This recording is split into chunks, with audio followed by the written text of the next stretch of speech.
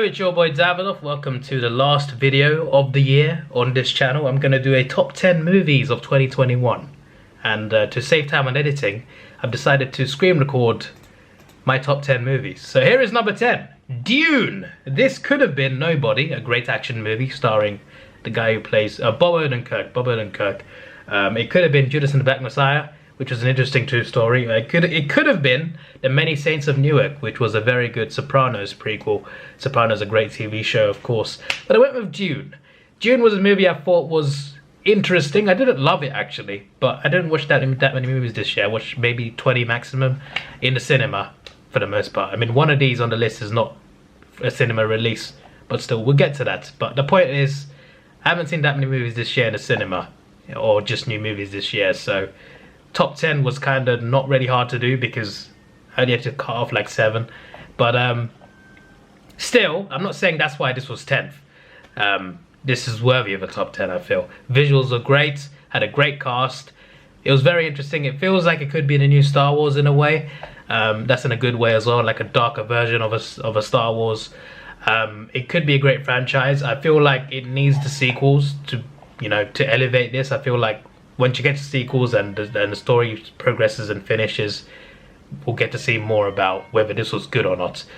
But I think I like this. I put this in 10th place because it was very interesting and it was a good setup, and I feel like this could be the start of a great franchise, and it looks great, and I hope to see more of this. I cannot wait to see what to do with this franchise. In 10th place is King Richard. This is the story about the father of Venus and Serena Williams and how he had a plan for them to be great tennis players. And I love sports related stories about the journey of making it.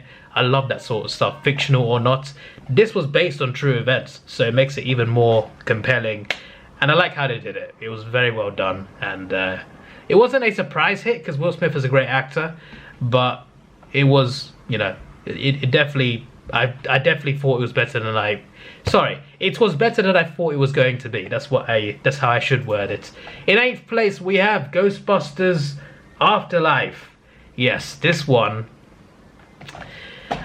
I watched Ghostbusters for the first time this year, about January, I think. I watched the first 2 movies and the 2016 one. I wasn't that big on the franchise, but I thought the first one was quite interesting, and I thought it was good. I can understand when people love it. Didn't like the second one that much, not the third one, certainly not, but the first one was quite special. So when I was looking to watch this, I wasn't that excited about it because I'm not big on the franchise. I liked the first one, but I didn't love it. So I thought, yeah, how good can the Afterlife one be? Because I saw the trailers for this, I wasn't that impressed. I went there, and it was good, and it had a very emotional and nice ending. Like, that was a very emotional ending. I love how they do it. It's nostalgia done right. That's what someone not told me, but I saw a review and they said this movie is nostalgia done right. I'm just like, how does he mean? I saw the movie and I saw what he meant. This movie was literally, the ending was nostalgia done right. It was bloody incredible. So yeah, in 7th place is A Quiet Place Part 2. This is big because I hate horror movies. I hate them. They're my worst category. But the Quiet Place movies are amazing, and I love them. Even though I hate horror movies, somehow I love A Quiet Place, and part 1 and 2. Part 2 was a great sequel. Sequels are hard to do, and especially in horror and even comedy and stuff like that. Movies that need certain timing, for example. Sequels don't do as well normally. But A Quiet Place Part 2 was a great way to do a sequel. It was like a continuation, but it didn't feel too much like the first one did. Like, the first one still stood alone by itself. But the second one is just a great continuation. It's still a different movie, but it also feels like it just directly continues. I like how they did it, and they included flashbacks and stuff, so you get to see more John Krasinski. But yeah, a very well done movie. What number are we on? We're on 6. Yeah, next up is 6. In 6th place is The Suicide Squad. This was a very fun comic book movie. This was the good version of, I guess, the 2016 one. 2016 one had some good characters, but wasn't really a good movie. This one was a good movie. It was fun, it was entertaining, had good action, good characters, and very well done, very colourful, nice visually, and Definitely worth watching in the best quality possible because it's a very good looking movie and it's funny, it's hilarious. And it has some dark moments as well, some serious moments, some emotional moments. It has a bit of heart to it as well, so I had no complaints. That was very good from James Gunn. James Gunn knows how to make these types of movies, like Guardians, you know, comedic type team up movie. This is a bit different, but you know, in some ways the same sort of vibe. I like how they did it. My only issue is really some of the characters got killed off quite quickly. It is a Suicide Squad, I get it, but some characters I felt like we need to see more of them. But overall, the characters that were there for a while, they shone. The Ratcatcher, Polka Dot Man, what's John Cena's character? Peacemaker, Bloodsport, Harley Quinn. They were all good in their own way. And the guy in the middle, Rick Flag. They were all great. All the guys on here, they were all great. These were the best characters in the movie, obviously since they're the main characters. And you had a kaiju fight at the end, so you know, and a lot of rats. Yes, a lot of rats. Also, the John Cena tidy whitey scene was hilarious, so that's another one. So I will happily watch this movie again and again and again and again and again. This is one of the most rewatchable movies on the list, that's for sure. In 5th place is Godzilla vs. Kong, also rewatchable. Fairly short, it's 2 hours long, but it delivers on the fights. And the Monsterverse, there's always been complaints about how the fights are done. Godzilla 2014, you don't see him enough. King of the Monsters, they cut away too much. You still get a lot, but they cut away too much. Skull Island, I don't think there's many complaints really, but the first of Godzilla movies definitely. Godzilla vs. Kong, that you had them fighting twice, like technically 3 times, and you had a clear winner each time, and you had them team up to fight someone else. You had 4 big fights in this movie. You know, there's a lot of stupid human parts, definitely, but they delivered on the kaiju action, and I think it worked. Visually looked nice as well, and this is something I can watch over and over again as well. It's a fun movie, also serious. Mechagodzilla's menacing. Love it. So I recommend it if you are a fan of monster movies and kaiju movies. In 4th place is No Time to Die. This was an amazing ending to James Bond. Obviously there'll be more in future, but it's the end of Daniel Craig's James Bond, and it's the 25th James Bond movie, just before the 60th anniversary of James Bond. This is a very nice, a very emotional ending, and I like how they did it. They did something different. It's 25 movies in, they did something for the first time. They killed off James Bond. It's just the way they did it as well. And he had a kid. Did he ever have a kid in previous James Bond franchises? Was that a first thing as well? Was that a first time? It might have been. It really might have been, because sorry, I can't speak anymore, but we had a few firsts. We had a few first times, and yeah, No Time to Die I felt was very good.